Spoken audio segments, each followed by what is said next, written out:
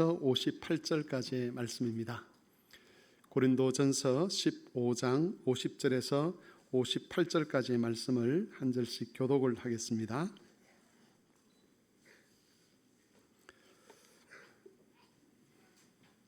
고린도전서 15장 50절에서 58절까지의 말씀입니다. 교독하겠습니다. 형제들아, 내가 이것을 말하노니 혈과 육은 하나님의 나라를 이어받을 수 없고 또한 썩는 것은 썩지 아니하는 것을 유업으로 받지 못하느니라.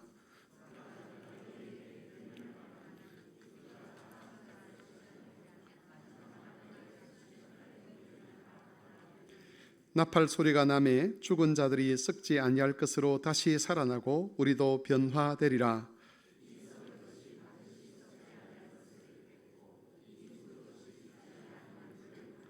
이 썩을 것이 썩지 아니함을 입고 이 죽을 것이 죽지 아니함을 입을 때에는 사망을 삼키고 이기리라고 기록된 말씀이 이루어지리라.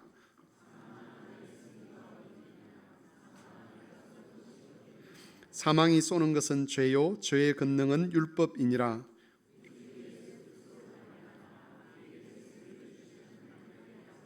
같이 읽습니다.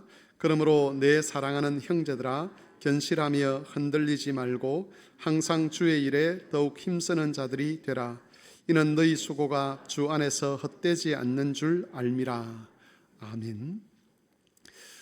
우리의 믿음을 흔드는 일들이 많습니다. 하나님 앞에서 예수 그리스도를 본받아서 소망을 가지고 십자가의 길을 가는 데 있어서 여러 가지 유혹거리가 있죠. 그 길을 가지 못하게 하는 시험들이 있습니다. 그런 시험들 중에서 가장 큰 힘을 우리에게 미치는, 영향을 미치는 것이 있다면 그건 죽음이라는 걸 겁니다. 사람은 다들 죽음 앞에서 두려워하게 되죠.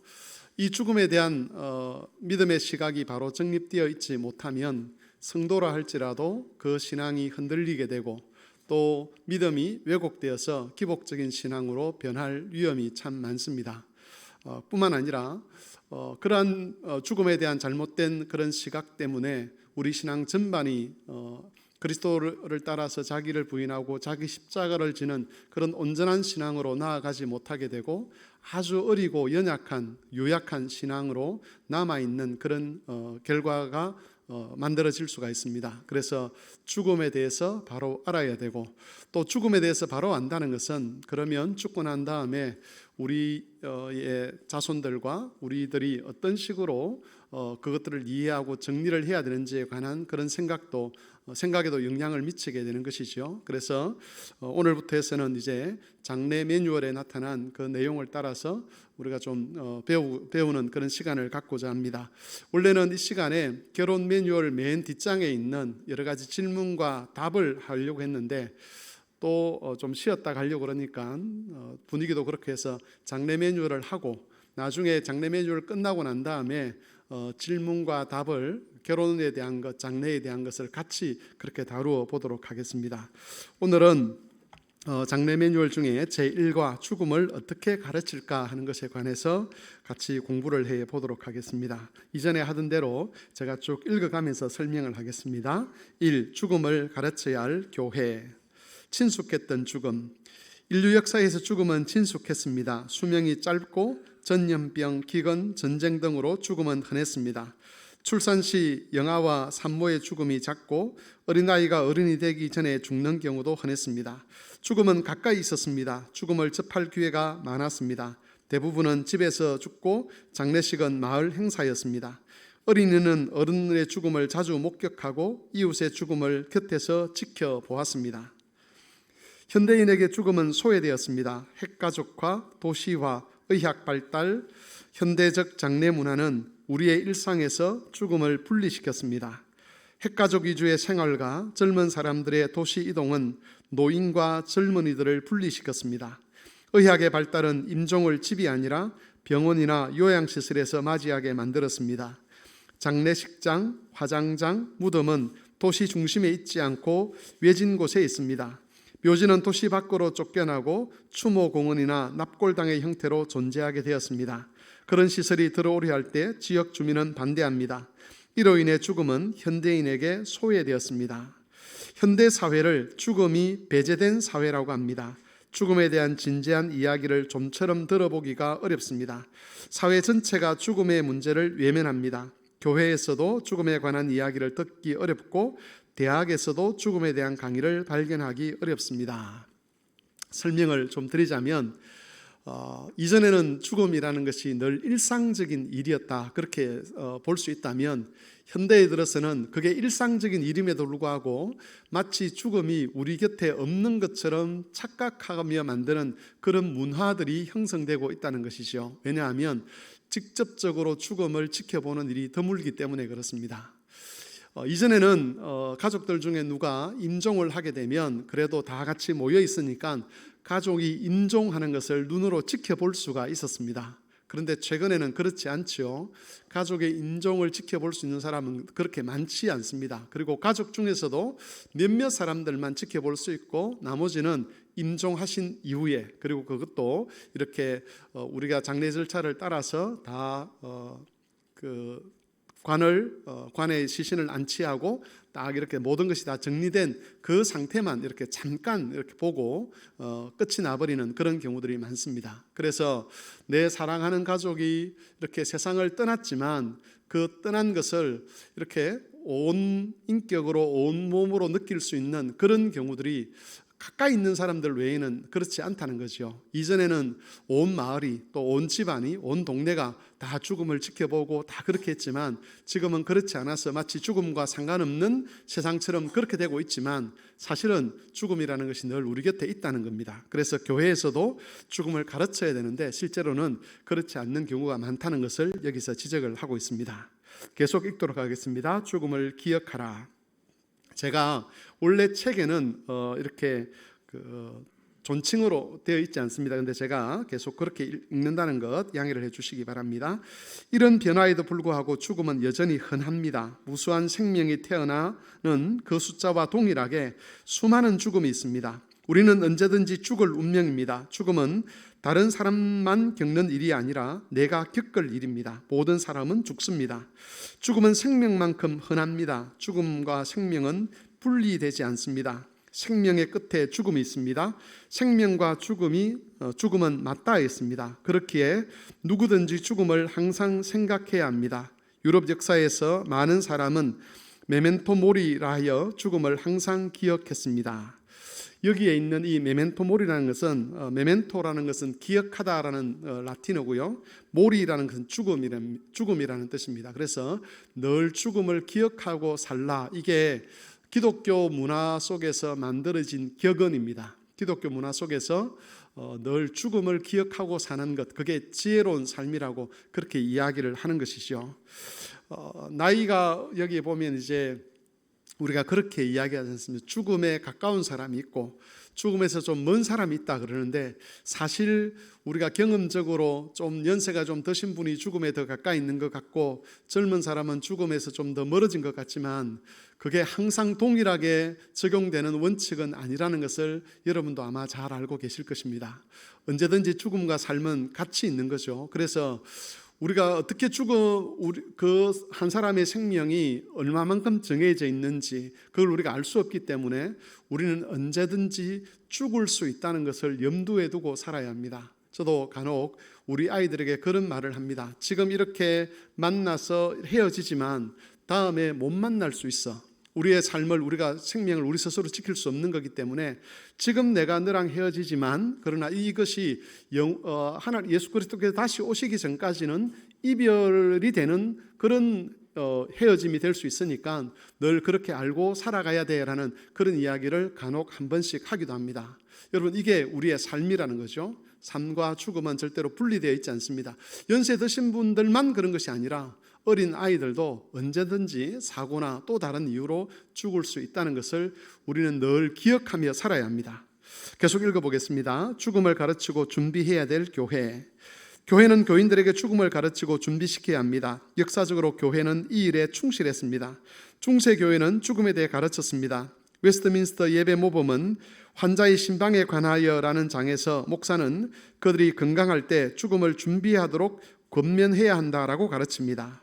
교회는 죽음을 가르쳐 삶을 깊이 있고 성숙하게 만들어야 합니다. 죽음을 의식할 때 인간은 겸손해질 수 있고 인간다운 인간이 될 수 있습니다. 삶을 원하거든 죽음을 준비하라는 격언에 따라 그리해야 합니다. 죽음은 죽은 자의 문제가 아니라 산 자의 문제입니다. 교회는 모든 세대에게 죽음을 가르쳐야 합니다. 어린이에게도 죽음을 가르쳐야 되고 청년에게도 죽음을 가르쳐야 합니다. 일로한 교인에게는 더더욱 죽음을 가르쳐야 합니다. 그리하여 모든 교인에게 천국을 소망하게 하고 혹여나 뜻하지 않는 죽음, 불의의 사고로 인한 죽음이 닥치더라도 언제든지 하늘 소망을 가질 수 있도록 가르쳐야 합니다. 이번 그리스도인에게 죽음이란 죽음은 단순한 자연 현상이 아니라 죄의 결과입니다. 사람은 원래 죽을 수 없는 상태에 있었으나 죄를 범함에 따라 하나님의 진노와 그 심판의 결과로 죽음이 오게 되었습니다. 죽음 뒤에는 죄의 형벌이 기다리고 있습니다. 여러분, 설명을 덧붙이자면 우리는 우리 경험 속에 죽음은 자연스러운 겁니다. 한 생명이 태어나면 나이가 들어서 죽든지 사고로 죽든지 죽음이 반드시 온다는 것을 우리는 알고 있죠. 그래서 이게 자연스러운 것이라고 생각을 하는데 성경은 이게 자연스러운 것이 아니고 죽음은 우리 죄 때문에 생겨난 것이다라고 가르치는 거죠. 생명에는 원래 죽음이 있으면 안 됩니다. 생명에는 늙어가는 것이 있으면 안 되는 거죠. 참 생명이신 예수님을 보면 거기에는 죽음이라는 것이 없습니다. 영원한 생명만 있는 것이죠. 그래서 우리가 가진 이 생명이 잘못된 생명, 죽음에 의해서 오염된 생명이라는 것을 우리가 알아야 되고 그걸 인정하며 살아가야 한다는 겁니다. 계속 읽겠습니다. 자연인, 이 사람은 불신자입니다. 자연인은 죽음 후 영원히 꺼지지 않는 지옥불에 던져질 것입니다. 그리스도 밖에 있는 사람은 죽을 때 자신의 죄로 말미암아 그 영혼이 지옥으로 던져져서 고통과 극심한 어둠에 있게 되며 예수님이 재림하실 때 몸이 부활하여 영혼과 함께 몸도 고통을 받게 될 것이며 무엇보다도 그 고통은 끝없이 계속될 것입니다. 반면 거듭나서 그리스도를 믿는 이들에게는 천국이 기다리고 있습니다. 하나님과 예수 그리스도와 더불어 영원한 안식을 누립니다. 몸의 죽음, 하나님께서 처음 사람을 창조하실 때 땅의 흙으로 사람을 지으시고 생기를 그 코에 불어넣으심으로 생명이 되게 하셨습니다. 이는 사람이 몸과 영혼으로 구성되어 있음을 보여줍니다. 사람은 몸과 영혼이 하나 되어 존재하는 영육 통일체입니다. 사람은 본래의 창조로부터 새로운 창조에 이르기까지 몸과 영혼으로 된 존재입니다. 몸과 영혼이라고 하는 독립된 두 요소로 구성된 이원적 존재가 아닌 몸과 영혼이 하나의 통일체로 존재합니다. 살아있는 동안 몸과 영혼은 분리되지 않습니다. 죽으면 분리됩니다. 몸은 그 기능이 정지된 채 땅속에 들어가 썩어서 흙으로 돌아가고 영혼은 별도의 지정된 곳 하늘로 갑니다. 거기서 그리스도와 함께 하나님 앞에 있게 됩니다. 성도가 죽어서 하늘에 있을 때는 기쁘고 즐거우며 이미 안식에 들어간 좋은 상태가 됩니다. 성도는 분명한 기쁨과 즐거움과 영생에 대한 의식을 가집니다. 또한 성도의 영혼은 완전한 성화의 상태에 있습니다. 영혼이 더 이상 죄를 범할 가능성이 없는 가장 온전한 상태에 이르게 되는 것이 성도의 죽음입니다. 여러분, 여기서 이제 우리가 기억해야 될 것은 하늘로 간다 이런 표현들이 성경에 있는데 이것이 정확하게 어떤 것을 말하는 것인지는 알기가 어렵다는 겁니다. 조금 있다가 우리가 죽는 것을 가리켜 성경에서는 잔다라는 표현을 쓰는데 실제로 죽고 나면 구체적으로 어떤 일이 일어나는지는 성경에서 말하지는 않습니다. 다만 성경에서 표현하고 있는 것은 안식에 이르게 된다, 하나님 곁에 있다 이런 표현들을 쓰는데 분명한 것은 우리가 죄에서 완전히 죽음을 통해서 벗어나서 그리스도와 함께 거하게 되고 하나님이 약속하신 안식에 머물게 된다는 겁니다. 계속 읽겠습니다. 죽음과 부활 사이 중간 상태. 죽으면 몸과 영혼이 분리되고 몸은 썩습니다. 거듭난 자의 경우 영혼은 하나님의 품에 안깁니다. 이 상태는 최종 상태가 아닙니다. 예수 그리스도께서 재림하실 때 몸이 부활하여 영혼과 결합할 것입니다. 그러므로 죽음 이후의 상태는 중간 상태입니다. 중간 상태에 있는 자들은 영혼만이 즐거움과 기쁨을 누립니다. 그 즐거움과 기쁨이 완성되기 위하여 몸의 부활을 기다리며 동시에 하나님께서 당신의 구원 사역의 결정체로서 이루실 새 하늘과 새 땅을 바라봅니다. 천주교에서는 이 중간 상태를 연옥이라는 말로 표현을 하죠. 그래서 하나님을 온전히 믿었던 사람들은 하나님 곁에 있고 또 완전히 불신자들은 지옥에 가고 애매한 사람들은 연옥에 있는데 자녀들이 후손들이 하나님께 공덕을 쌓으면 그 연옥에 있는 사람들이 천국에 갈 수 있다는 이런 거짓 가르침을 통해서 사람들을 미혹하기도 했습니다. 성경은 그렇게 가르치지 않죠. 죽은 자들은 하나님부터 멀어지게 되고 음부로 내려가게 되고 믿는 자들은 하나님 곁에 간다 그렇게 되어 있는데 문제는 그게 완전한 하나님이 약속하신 구원의 상태는 아니라는 겁니다. 예수 그리스도께서 다시 오셔서 우리 몸이 부활하여서 영혼과 몸이 하나가 될 때 새 몸을 입고 있을 그때 우리의 구원이 완성되는 거죠. 그래서 우리 죽음 이후에 예수님께서 부활하시는 그 시간까지를 우리는 그냥 중간 상태라 그러고 그 상태가 정확하게 어떤 상태인가 하는 것에 대해서는 우리가 신비에 속하기 때문에 그냥 침묵으로 믿음으로 그냥 받아들이는 겁니다. 그 다음에 중간 상태가 끝나면 몸의 부활에 대한 이야기겠습니다. 계속 읽겠습니다. 예수 그리스도께서 재림하시는 날 몸이 부활합니다. 부활한 몸은 죽을 때의 몸과 다릅니다. 거기에 5가지가 있는데요. 첫째, 썩지 아니할 몸입니다. 둘째, 영광스러운 몸입니다. 셋째, 강한 몸입니다. 넷째, 신령한 몸입니다. 다섯째, 장가가고 시집가는 일이 없는 몸입니다. 부활한 몸은 완전한 인격체를 이루고 몸과 영혼이 함께 영원한 생명과 복락을 누립니다. 그래서 우리 구원의 최종적인 그 단계는 부활한 단계, 부활한 몸을 입는 그 단계라는 것을 우리가 알아야 합니다.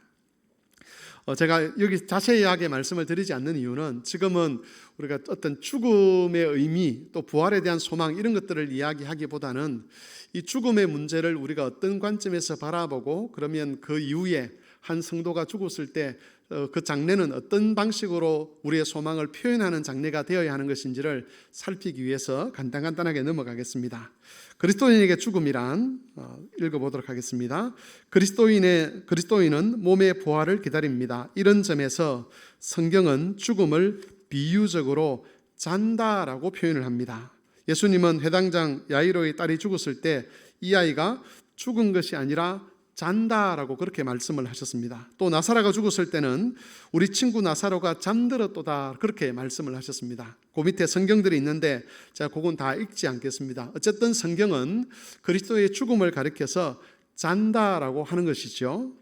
좀 더 밑으로 내려가서 읽겠습니다. 왜 잠들었다 혹은 잠자는 자라고 표현하겠습니까? 비록 지금은 죽었지만 결국에는 그리스도로 말미암아 다시 살아날 것이기 때문입니다. 종교개혁자 마르틴 루터는 이런 말을 남겼습니다. 그분이 와서 무덤의 문을 두드리며 루터야 일어나거라 하고 부르실 때까지 우리는 자야 합니다. 그러면 나는 한순간에 일어날 것이며 영원히 그분과 함께 기뻐할 것입니다. 눈이 감기자마자 나는 부활할 것입니다. 수천 년이 잠깐 잠잔 것처럼 느껴질 것입니다. 그 다음입니다. 영혼 수면설이 아닙니다. 죽음을 잔다라고 표현하는 것은 비유이지 문자적 의미는 절대 아닙니다. 성경을 문자적으로 잘못 이해해서 영혼 수면설을 주장하는 경우가 있습니다. 주로 안식교나 여호와 증인들이 주장합니다. 정통 기독교는 영혼 수면설을 따르지 않습니다. 사람이 죽은 뒤에 영혼이 자는 것이 아닙니다. 영혼이 무의식 상태에 있는 것이 아닙니다. 성경에서 죽음을 가리켜 잔다라고 표현한 것은 비유입니다. 죽음은 안식한다는 의미입니다. 죽음은 끝이 아니라 영생으로 들어가는 관문입니다. 그리스도인에게 죽음은 비참하거나 슬프거나 두려운 것이 아닙니다. 죽음은 그리스도 안에서 힘을 잃었습니다.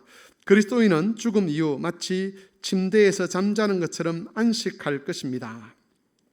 여기는 조금 제가 설명을 하겠습니다. 어떤 경건한 한 50대 중반의 가장이 갑자기 암으로 고생을 하다가 그렇게 이제 죽었습니다.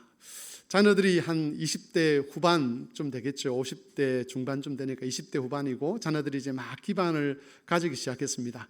젊었을 때 이분이 고생을 많이 했습니다. 고생을 해서 자녀들을 경건하게 키우고 자녀들이 그래서 잘 자랐는데 이제 자녀들이 사회적 기반을 잡고 좀 부모님과 그래도 이제 좀 살만하니까 암이라는 병에 걸려서 그렇게 세상을 떠난 거죠.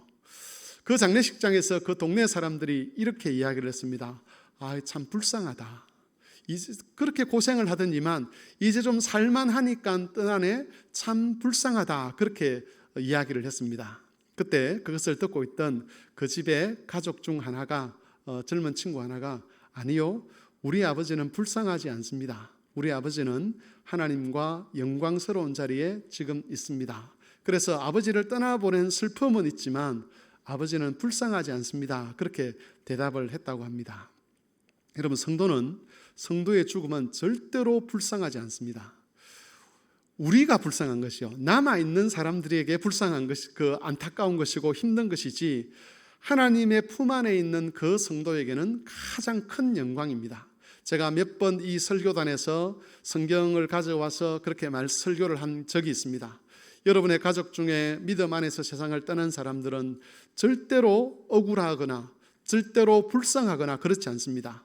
이 땅에서는 누려보지 못했던 영광을 지금 하나님의 품 안에서 누리는 거죠. 죽음이 우리에게 슬픈 것은 이런 겁니다. 프레드릭 베크만이라고 하는 그런 문학가가 쓴 글에 보면 이런 게 있습니다.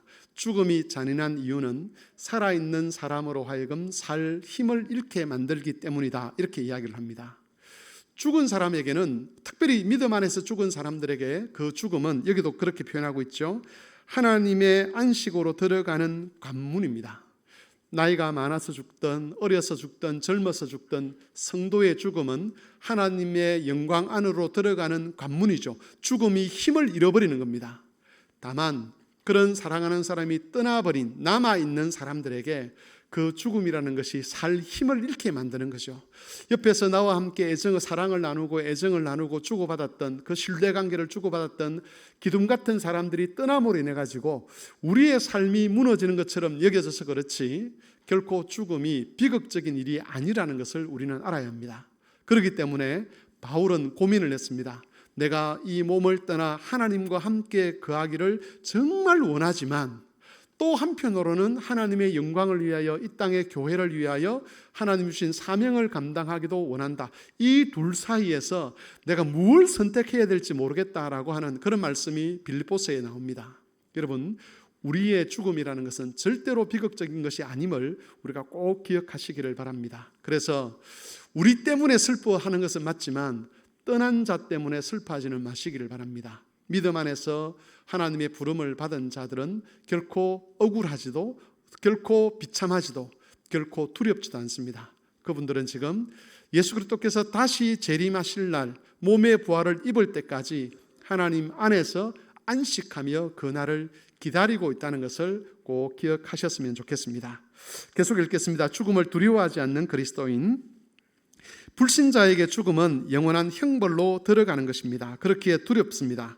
반면 그리스도인에게 죽음은 복이 됩니다. 죽음을 통해 수고를 그치고 쉬며 애통하는 것이나 곡하는 것이나 아픈 것이 다시 있지 않을 것입니다. 이를 아는 그리스도인은 자신의 한 번뿐인 인생을 봉사의 기회로 삼습니다. 세속에 물들지 않기 위해 힘쓰되 살든지 죽든지 주를 위해 살아야 합니다. 성도는 마치 그리스도께서 어제 죽으셨고 오늘 아침에 일어나셨으며 내일 다시 오실 것처럼 살아야 합니다.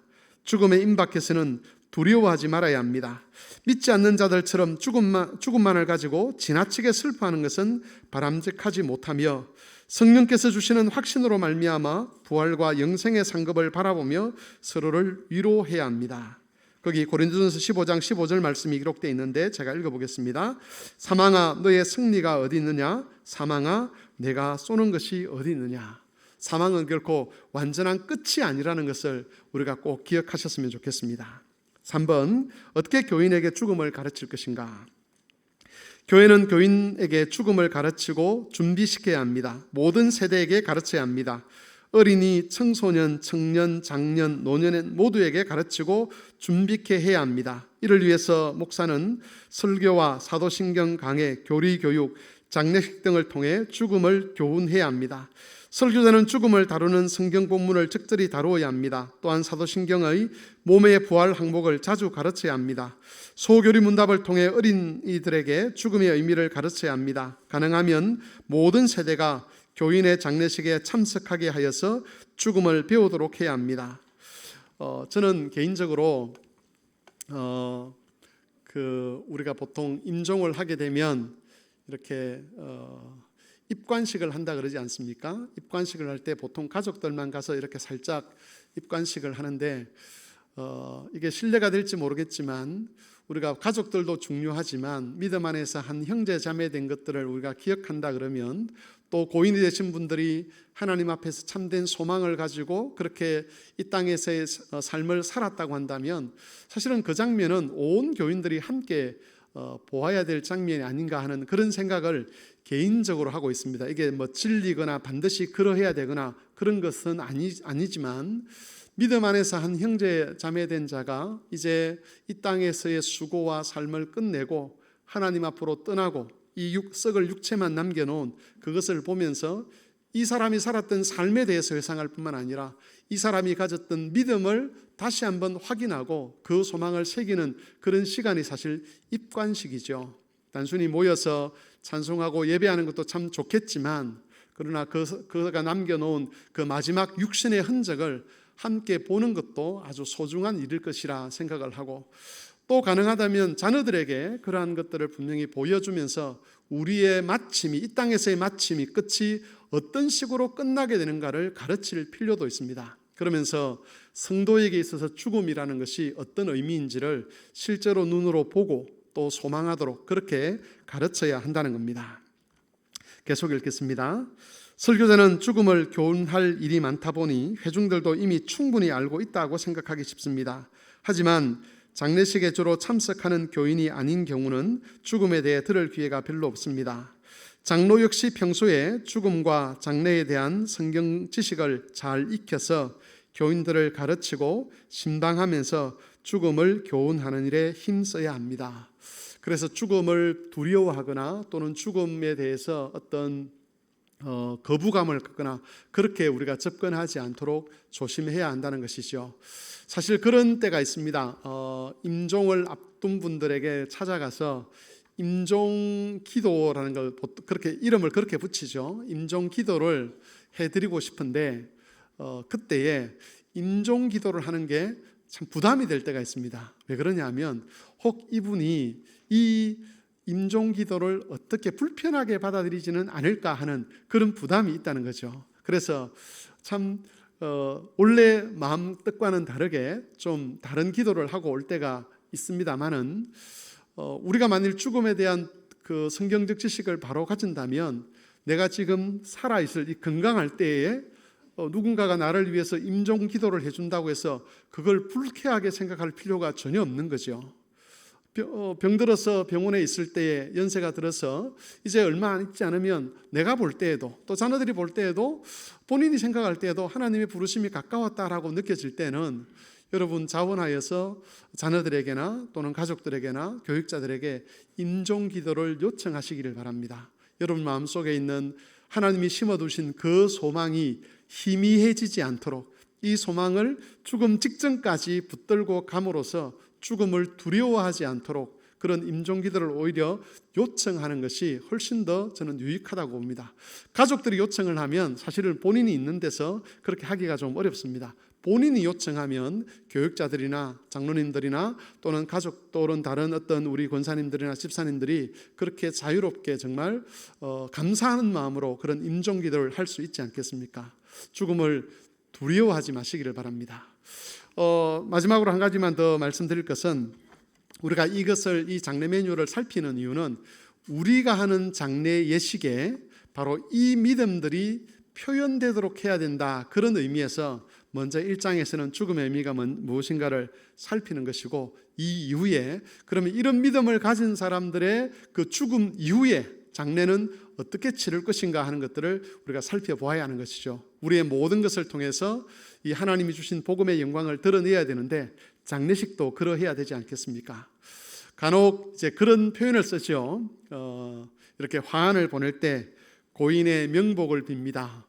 근데 잘 아시는 분은 아시겠지만 이런 것들은 우리가 가진 소망과는 전혀 다른 이야기입니다. 그래서 기독교인들은 고인의 명복을 빕니다 이런 말을 하지 않습니다. 왜 하지 말아야 되느냐? 이제 그건 앞으로 배우면서 우리가 알게 될 것이고 그러면 우리는 어떤 인사를 해야 될 것이냐? 그것도 앞으로 배우면서 그렇게 하도록 하겠습니다. 오늘 꼭 기억해야 될 것은 죽음은 절대 성도에게 있어서 비극적인 것이거나 억울한 것이나 또는 비참한 일이 아니라는 것, 죽음은 성도에게 영광스러운 겁니다. 다만 남겨진 유족들에게, 남겨진 가족들에게 다시 육신의 눈으로 볼 수 없다는 그것 때문에 안타깝고 그것 때문에 슬픈 것이지, 그 영혼 자체에 있어서는 영광스러운 일이라는 것을 기억하시고 그 슬픔들을 잘 이겨가는 그런 교우들이 되시기를 바랍니다. 이 말씀을 생각하며 같이 한번 기도하겠습니다. 사망은 절대 우리를 이길 수가 없습니다. 이미 사망은